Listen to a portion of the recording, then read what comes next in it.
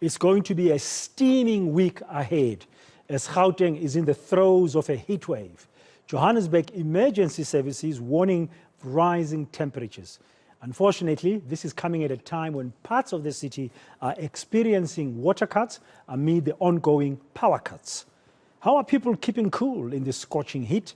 My colleague, fellow anchor and reporter at eNCA, Heidi Giokos, on the ground, looking around and checking what's happening. She's joining us now live this hour on Today. Good afternoon, Heidi. Thank you very much for your time. Whoa, it is so hot. It's scorching, blazingly hot. This heat wave is really hitting us hard.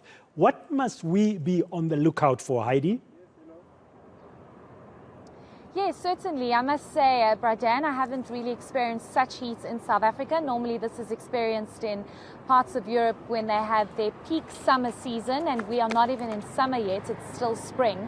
But we had spoken to EMS Emergency Services in the city of Johannesburg earlier this morning about what we need to be on the lookout for, given the fact that we are going to be experiencing blistering hot conditions for the next couple of days. Today, temperatures are expected to peak and be over 35 to 38 degrees here in the city of Johannesburg as well as in Pretoria. We have been told by EMS that people need to be on the lookout, they need to remain hydrated, but also an advice that between 11 and 3 o'clock you should remain indoors because that's when it is the hottest time of the day. I think what else is quite important to highlight is the fact that EMS has warned and advised those, especially in townships, not to go and swim in nearby river streams or unused ponds or dams or wherever there is no supervision, rather to use public pools. We have covered time and time again of young children drowning in these river streams because they are unsupervised, they want to cool down, they don't realize how deep or how dangerous the river stream is, and you have these tragic drownings that take place. So let's perhaps listen to EMS spokesperson Robert Molotsi about what we need to look out for and what we should try and avoid by all means. We're encouraging our residents out there to avoid direct sunlight, especially between 11 and 3. In the afternoon it's extremely hot.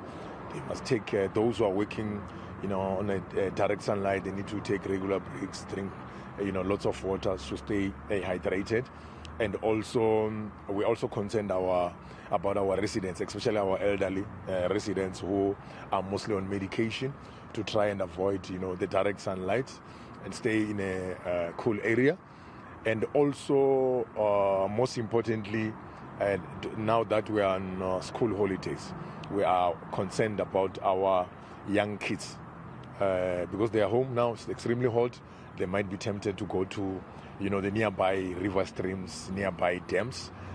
Those river streams are very much dangerous. We also have a danger of field fires because now that the grass is dry and we've got a windy weather conditions. Most of the areas, especially our nature reserves, are mostly vulnerable to these field fires because of maybe people throwing out cigarette butts and things like that. So we're urging our residents out there to be cautious. Heidi, there's also this high possibility of water cuts already over the last day or two. Several parts of Johannesburg, for example, being dry. Yes, certainly, and we've also just received a statement from the city of Tshwane. Water cuts, if I'm not mistaken, it's stage 2 water restrictions will be implemented in the city of Tshwane and other metros, and this is of course because of the stern warning that has come from Rand Water to say that if water is not used sparingly, this is going to have a big impact on water supply, and we do know that rains have not taken place this year in September. Normally when spring kicks in, we have those September rains. That has not happened, which of course is contributing to a number of reservoirs being critically low and some almost being completely empty. We got a chance to speak to Rand Water earlier, who told us that if the situation does not get any better, they will have no choice but to implement water cuts. So South Africans have to deal with the heat wave, with load shedding, and now the high possibility of water cuts in the city of Johannesburg, but also now having been announced in the city of Tshwane. Let's listen into what Rand Water had to say. What is happening normally, it's a norm. This time of the year, around springtime, we are experiencing a high water consumption. Different people are using water for different reasons. People are filling up their pools. Obviously, this affects our storage capacity in terms of our reservoirs.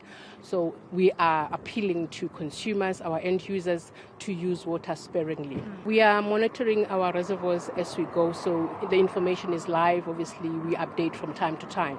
But what we are encouraging our end users is to use water sparingly. Do not fill up your pool at the moment. Obviously, it's too hot. You can go swim later. Do not water your garden. Obviously, you can do that later. Do not wash your car. Stay hydrated. Stay indoors. Stay hydrated so that each and every person can have water to keep hydrated. Now, Heidi, you're saying Tshwane announcing stage 2 water restrictions in the capital city. Johannesburg yesterday telling us it's now on level 1 restrictions from beginning of September to March. So it's going to get very tough for most people, most residents of these big metros. But what are people on the ground telling you? What are they saying? How are they coping in this scorching heat? It's very hot. It's very hot. That's why we're under a tree at the moment, Bradan, because I told my colleague Mohammed that I'm not willing to get sunburnt. He's showing you the tree now. But South Africans are very frustrated. I think they have to deal with the fact that we are subjected to load shedding for almost 3 weeks now. And of course, there's a heat wave. Currently, it's expected to last for a couple of days. But also now the possibility of water restrictions and water cuts. South Africans are saying that if we don't have electricity, the least we should have is water. But it seems as though because we have not had these rains that fill up our reservoirs, there's a huge concern that the situation is only going to get worse. South Africans are saying they're trying their very best to deal with this, but many expressing their frustration that they wake up in the morning, they don't have electricity, and now they're going to wake up in the morning and they're not going to have water as well. But let's listen to a few sentiments from some South Africans about all of this that's happening in the country at the moment. Well, okay, I felt it. Last night we had load shedding from 2, came back after 1 in the morning. No water this morning, so thanks God we kind of prepared. The heat, unbearable. We're sitting in offices, generators are giving in. So yeah, it's a problem. In terms of the heat wave, I don't know. I usually adapt well to heat, so yeah, I don't mind it that much, to be honest. Yo, it's crazy. Like, I can't even sleep at night because all the mosquitoes and everything, you know what I mean? I've actually just come back from the Eastern Cape and I can see the difference. You know, there's quite a lot of heat in the area and temperatures, but yeah, it's summer, so let's summarize. I'm feeling the heat, and I think it's ridiculous that the water's going to be cut. I think, I don't know how I'm going to cope or deal with it. No, we're having load shedding, and now the water cuts. How are we going to survive? That's all I have to say. No, up to so far we can feel the heat, and it's going to be more heat. So coming to water, I won't survive, man, because water is life. Yeah, on that one I won't survive, because remember, West Part here in the CBD, we can say CBD, we need too much water to flush, to wash hands, those things. Yeah, how are we going to cope? One of those citizens, residents of Joburg, we were speaking to Heidi there, asking that, without power, it's one thing. Now, without water, water is life. It's a very precious liquid. How are we going to be coping? It is indeed tough on the ground, but the sense you are getting there is that people are going to battle to use water sparingly, contrary to what Rand Water has been asking us since yesterday, simply because it's just too hot not to use water at all.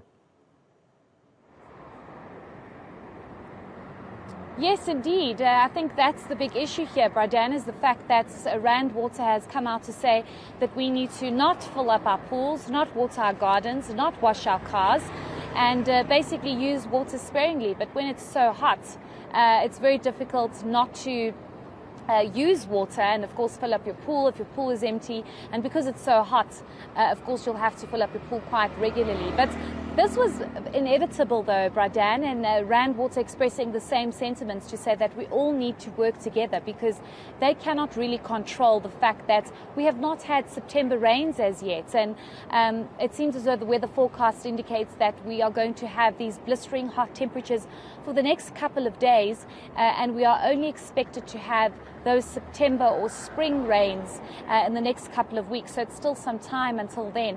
And the fact that the city of Tshwane has had to implement stage 2 water restrictions speaks to the severity of this, because Rand Water, Joburg Water as well, has come out to say that certain reservoirs are actually almost completely empty. So they have no choice but to have these water restrictions in place. Some people say they woke up in the morning with no electricity and no water. So things are about to get very tough, and we do hope that at least if we don't have water, we can have electricity. But not having both and sitting in the blistering hot is not the greatest situation.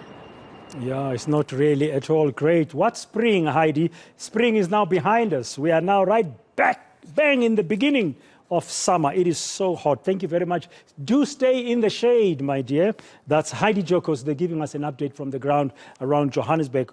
How are people coping with the current heat wave? Now,